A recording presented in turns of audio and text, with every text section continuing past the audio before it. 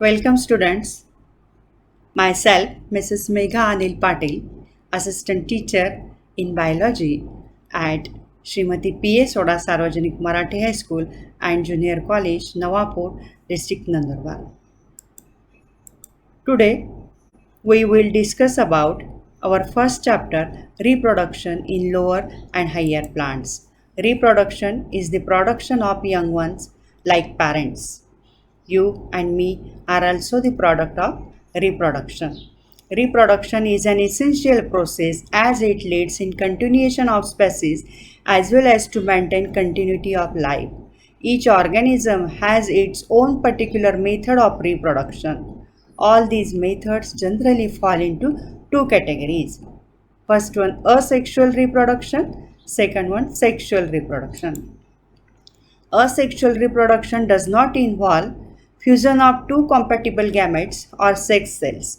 It is the process resulting in production of genetically identical progeny from a single organism and inherits the genes of parents. Such morphologically and genetically identical individuals are called clones. Organisms choose to reproduce asexually by different modes or ways. First one, fragmentation. Multicellular organisms can break into fragments due to one or more reasons, for example, Spirogyra. These fragments grow into new individuals. Green algae, Spirogyra, this one is single cell and these are spiral chlorophyll pigments. This one is nucleus. The single cell is divides into three fragments, into three divisions. Each fragment may develop into new individual. Each fragment may develop into new individual of Spirogyra. Thus, fragmentation occurs in Spirogyra. Second one is budding. It is the most common method of asexual reproduction in unicellular yeast. Yeast is fungus. Usually, it takes place during favorable conditions to produce one or more outgrowths, that is buds. These buds on separation develops into new individual.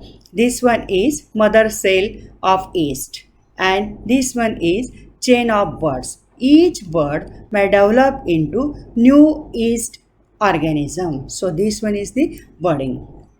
Next one, spore formation in Chlamydomonas. Asexual reproduction occurs by flagellated motile zoospores, which can grow independently into new individuals. This one, zoospores in Chlamydomonas. Parent cell having different zoospores. Each zoospore may develop into new individual of Chlamydomonas.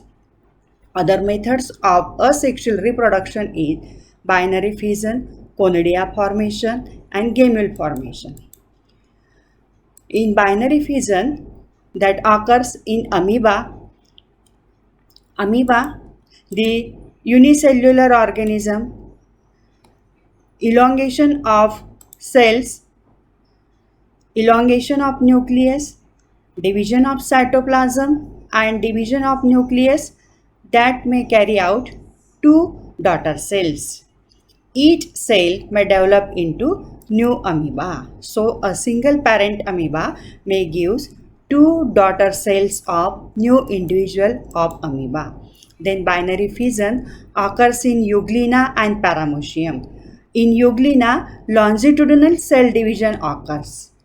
And due to longitudinal cell division, a single Euglena may divide into two organisms.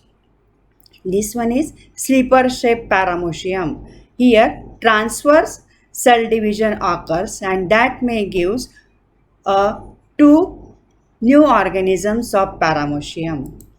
Next one is conidia formation in penicillin. In fungus, conidias are formed and each conidia may develop into new organism of penicillin. Then gamule formation in sponges. In porifera, the gamules are formed. Each gamule may develop into new individual of sponge. Then vegetative reproduction. Plants reproduce asexually through their vegetative parts. Hence, new plants form are genetically identical to parents because there is no crossing over, there is no genetic makeup. A single plant can may gives the new individual by the division of its vegetative parts. Root, stem and leaves are the vegetative plant parts. So there are few methods which would not occur naturally in plants, but in agriculture and horticulture exploit vegetative reproduction in order to multiply fresh stocks of plant. Artificial methods are used to propagate desired varieties according to human requirements. The various methods are cutting a small piece of vegetative part of plant having one or more buds is formed for propagation. Stem cutting, rose, bougainvillea, leaf cutting, sansevieria, root cutting in blackberry. So root, stem and leaves are the vegetative plant part. Plants are developed from the cuttings of this vegetative plant part. Commonly, Bryophyllum, Panfuti, that is the product of leaf cutting. And rose and bougainvillea are the common examples for leaf cutting. Then grafting. Here parts of two plants are joined in such a way that they grow as a one plant. In this method, part of stem containing more than one bud, scion, is joined into a rooted plant called stalk. So, stalk is the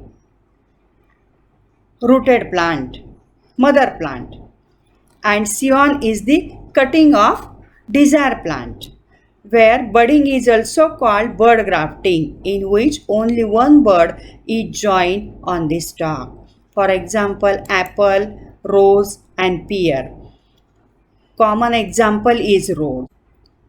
Then tissue culture. It is a method by which a small amount of plant tissue is carefully grown into many plantlets. Micropropagation method is also used nowadays.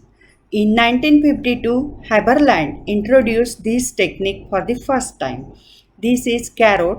A phloem cell of carrot is taken as an explant. That single cell is explanted into nutrient media.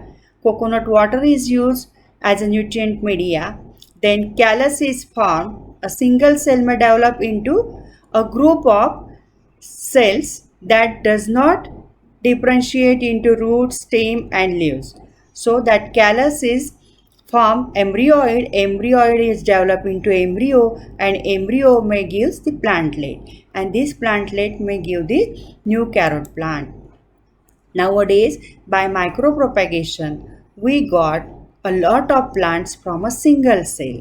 Carrot plant, phloem cell is taken in the nutrient medium. Here nutrient medium is taken agar, then cell is kept in suspension, cells divides and grow, then young plants grow on agar and young plants develop and that young plants gives the matured carrot plant. So this one is the tissue culture.